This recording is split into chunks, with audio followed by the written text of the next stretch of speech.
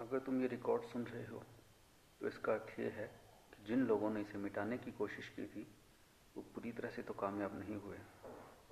ये फाइल दशकों तक आर्काइव्स में बन रही है, जहाँ केवल वही डॉक्यूमेंट्स रखे जाते हैं जिन्हें या तो नष्ट करना होता है या फिर ये इंसानियत मानवता के लिए सही नहीं हो। इस पर कोई नाम नहीं है, कोई तारीख नहीं, बस एक वार्निंग है। इसे सार्वजनिक करना मानव चेतना के लिए खतरा हो सकता है। It's dangerous for human consciousness. मुझे नहीं पता मैं ये रिकॉर्डिंग कितनी देर तक जारी रख पाऊँगा।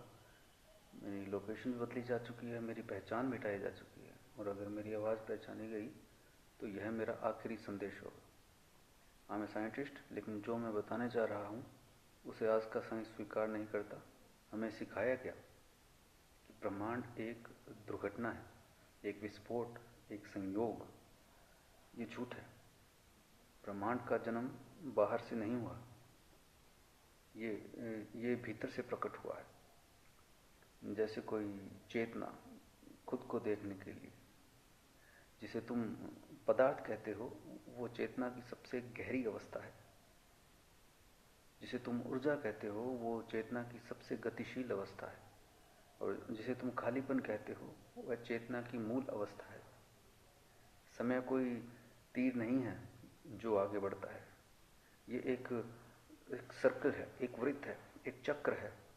ब्रह्मांड पैदा होता है, फैलता है और फिर खुद में ही सिमट जाता है। ये प्रक्रिया एक बार नहीं हुई, ये बार बार हो चुकी है, असंख्य बार हो चुकी है। हर बार सभ्यताएं उठी, हर बार ज्ञान विकसित हुआ, और हर बार जब चेतना एक निश्चित सीमा से आगे बढ़ने लगी तो उसे गिरा दिया गया। तुम्हें बताया गया कि मानव इतिहास कुछ हजार साल पुराना है। ये झूठ है। मानव कई बार उभरा, कई बार मिटा, और हर बार अपने ही ज्ञान के बोझ से दब गया। मानव कोई बाहरी एंटिटी नहीं है, कोई बाहर नहीं है, ना ही ये मानव प्रयोगशाला का विषय है। मानव खुद एक प्रयोग है, चेतना का प्रयोग, कॉन्शियसनेस का प्रयोग। शरीर कोई अंतिम रूप नहीं है। ये तो बस एक चोला है, एक अस्थायी उपकरण है, जैसे गोताखोर का सूट, जैसे कोई ड्रेस हो। चेतना इसे पहचानती है, अनुभव करती है और फिर छोड़ देती है। जिसे जिसे हम मृत्यु कह रहे हैं वो कोई फेलियर नहीं है, कोई विफलता नहीं। इट्स ये एक संक्रमण है। कोई आत्मा नष्ट नहीं होती, कोई चेतना समाप्त नहीं होती। केवल सिर्फ स्मृति की परतें बदलती रहती हैं। और ये जो हम कर्म कहते हैं कि कर्म कर्म ये कोई धार्मिक अवधारणा नहीं है। ये ऊर्जा का लेखा जोखा है। यही है ऊर्जा का लेखा जोखा।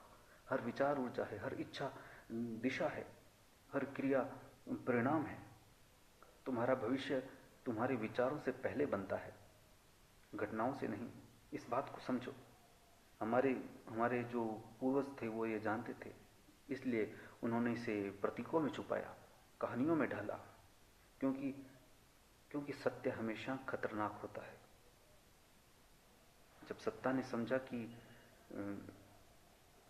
एक जागा हुआ इंसान कंट्रोल नहीं किया जा सकता, तो उन्होंने ज्ञान को बांट दिया, विज्ञान को चेतना से अलग कर दिया, धर्म को अनुभव से अलग कर दिया, और इंसान को बताया कि वो छोटा है, हेल्पलेस है और औरों पे निर्भर है। ये सबसे बड़ा झूठ था। मानव के भीतर वही शक्ति है जो तारों को जन्म दे सकती है। वही नियम है जो आकाश गंगाओं को घुमाता है, जो वही तुम्हारे विचारों पर भी लागू होता है।